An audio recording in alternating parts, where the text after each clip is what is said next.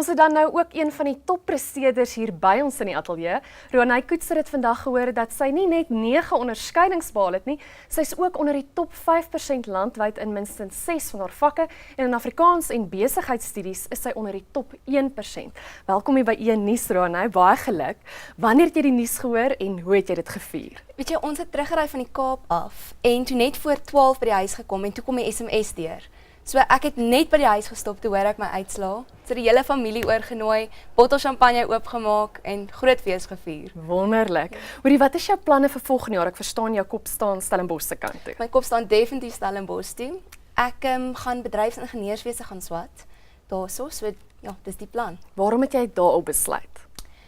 Vir my, ons het 'n taak gekry in graad 11 om 'n beroepsrigting te gaan navors. En na baie navorsing en alles het ek toe op bedryfsingenieurswese afgekom. Verlief geraak op die vakrigting, mal daaroor en dit het my hart gedraai.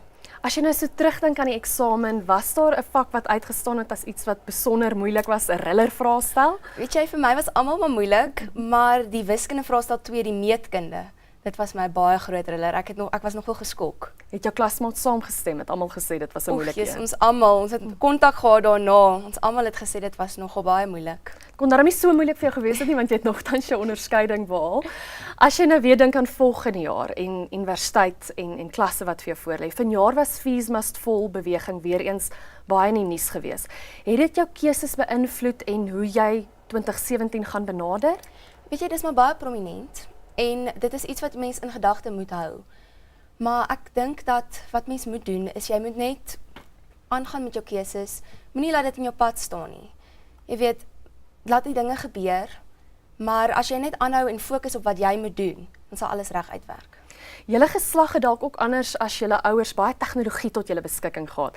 Het jy dit gebruik in jou studies as jy gewonder het oor iets terwyl jy geswat het jy gaan Google? Hoe het jy gemaak? Weet jy, take, Google het my gered met take. Ja.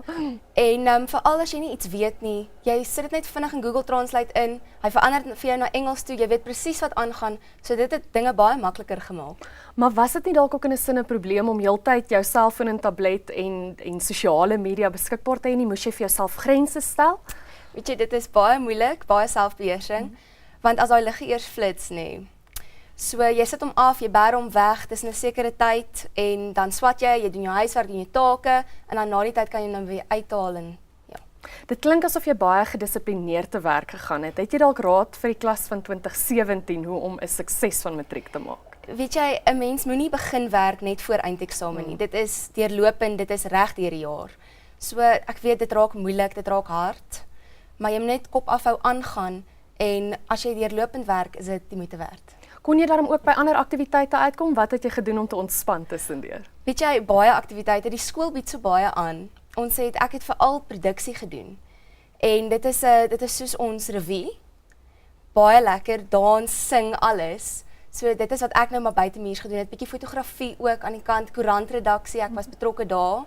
So baie balle in die lug gehad. Ja, ja. As jy dalk namens jou klas kan praat, as jy dink onder die tydsgees, onder julle die gevoel, is julle positief oor die land en sy toekoms? Wil julle hier bly en werk eendag? Wat sê jou klasmaats? Weet jy, ons is positief. Daar's altyd geleenthede, mense moet daarvoor gaan soek. Dit mag dalk moeilik gaan soms, daar mag dalk dinge aangaan, probleme wees, maar dis tog oral. So jy moet maar net op jouself fokus om jouself so goed as moontlik voor te berei en jy moet soek vir geleenthede. Wonderlik. Baie geluk en baie sterkte met 2017 in jou studies by Stellenbosch.